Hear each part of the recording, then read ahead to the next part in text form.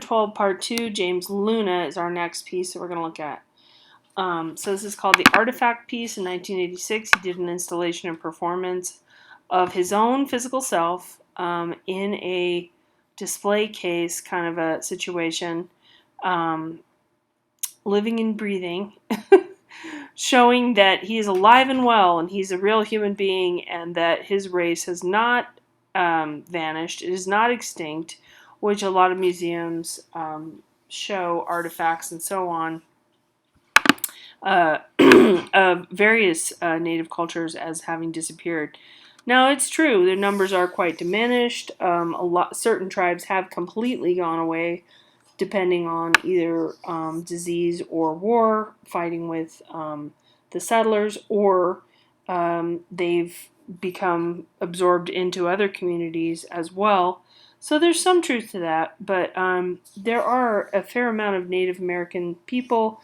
There is a radio program here in Albuquerque. It's called The Singing Wire, and it's, I think, an hour or 2 hours of interactions from everybody from Vancouver and Canada area through Washington State, which we tend to forget about the Northwest Indians that are up there, all through Oregon, California, Idaho, all through the entire country. Upstate New York even has a fair-sized Native American population.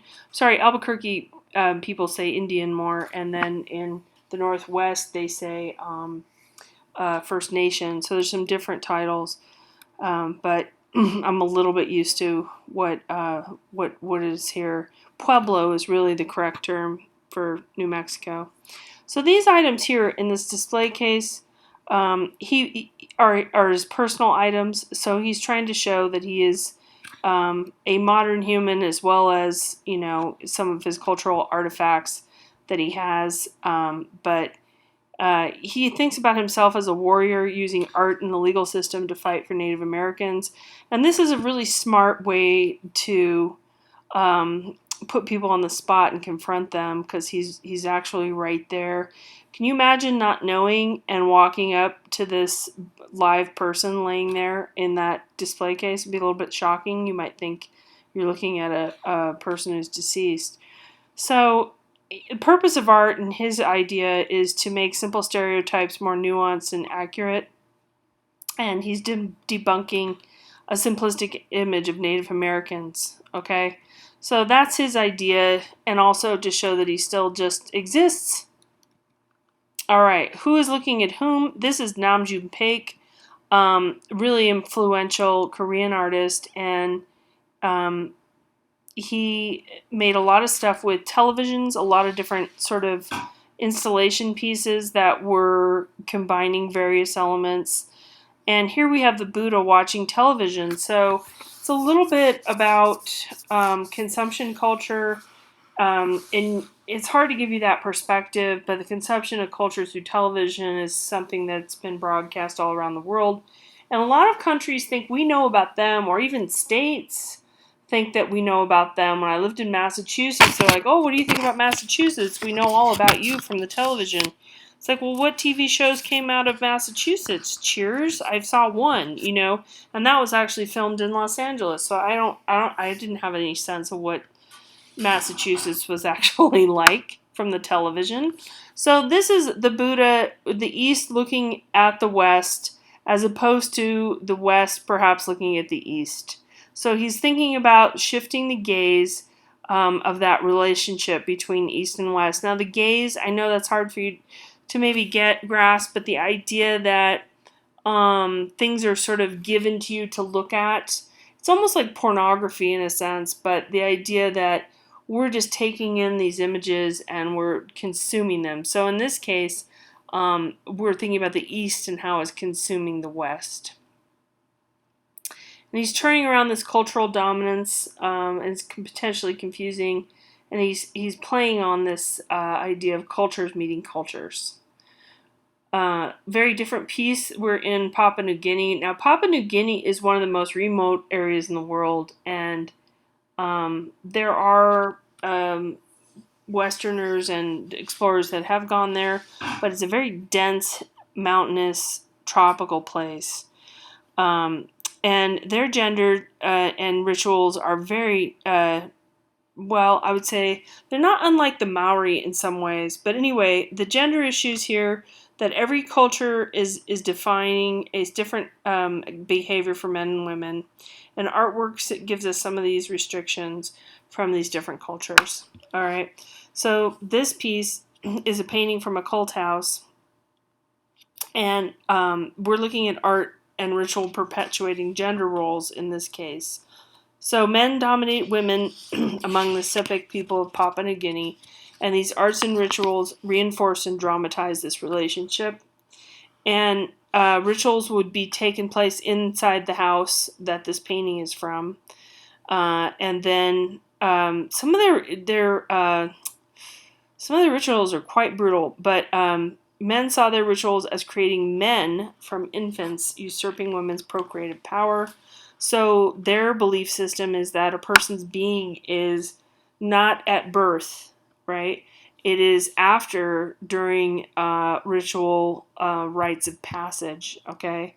So these paintings and some carvings we don't see were created in order to pass power to the younger men.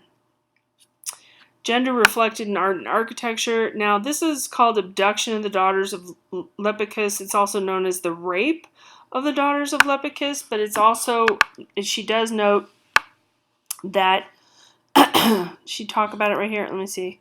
She does note that the word rape used to mean closer to abduct than a sexually charged word that we know it to mean today. Words do change in meaning over time. Sometimes they even flip-flop, which is kind of crazy, but that's something you can look into separately. We have some extreme masculine men with darker skin, and then these women who have been clothed and indoors with their very light skin, and they're helpless and don't have the muscles to fend off the men. This is Rubens. He does very fleshy nudes. When a woman gets a little bit chubby in the art world, well, in popular culture too, we call her Rubenesque. You can see there's a bit of a tummy there, kind of an enlarged derriere. But in fact, I feel, in my personal opinion, which doesn't matter at all here, I feel like she's got a fair amount of musculature here. She looks kind of buff to me. So I get a little confused with this idea that she's kind of flaccid and just chubby. She seems really strong. But anyway, our stereotype is this strong man. They're taking the women, and the women are voluptuous and fleshy, and they're occupy interior space, so they don't have that dark skin that men get out in the sun. Okay, so those were stereotypes of this era, and for quite a long time in European history. So they have privilege over the women's bodies. So if they fling them on the back of the horse and take off, they get the woman. You know, that the woman has no say-so about where she's going. So we have a lot of artwork, Western art history, that shows this. And who would buy this painting? So you think about that a little bit. That is why we'd get these extreme scenes of nudity and sensuousness, because think about who's going to buy it. Somebody's going to buy it. There wasn't photography, so this is the closest thing they're going to get to looking at a naked woman without her knowing about it, is looking at a painting.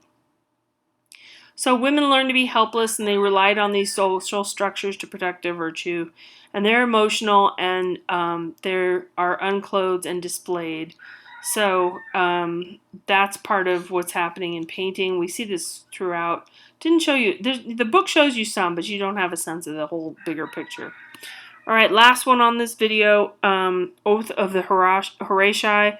So if you notice the soft suppleness of this from 1617, so here we are about 160 years later, we have shifted away from all that softness, okay? We get out of the Renaissance, we go through the Baroque, and we get to the Rococo, and then we get into neoclassicism, which gets almost like this photorealism, but there's no adornments, there's no frippery here. These are some basic folks that wear Clothing of the time. Don't go thinking it's fancy. It's not. This is very basic clothing. Minimal amount of embroidery or anything like that. And these are three young men that are going to go off to battle. The brothers are in a moment of male bonding, and they're going to fight for the Republic. So this is a story from ancient Rome. David is our artist here. And the women are kind of crumpled and helpless over here. They're not the focus. The masculinity here is definitely the focus. The three men with the father showing a lot of strength. So angular lines for the men. Female have the soft curves. Women hold the weapons. Men hold the weapons. Women are with the children. And we see this stereotype played out for quite a long time in art history and in popular culture as well. So the images reflect the reality of the gender roles and also create that reality, if that makes sense. So again, we could argue about portraying reality versus portraying an idealization in hopes that it would influence a reality. Neoclassicism, so revival of Greek and Roman aesthetics. This is not to be confused with the Renaissance, okay?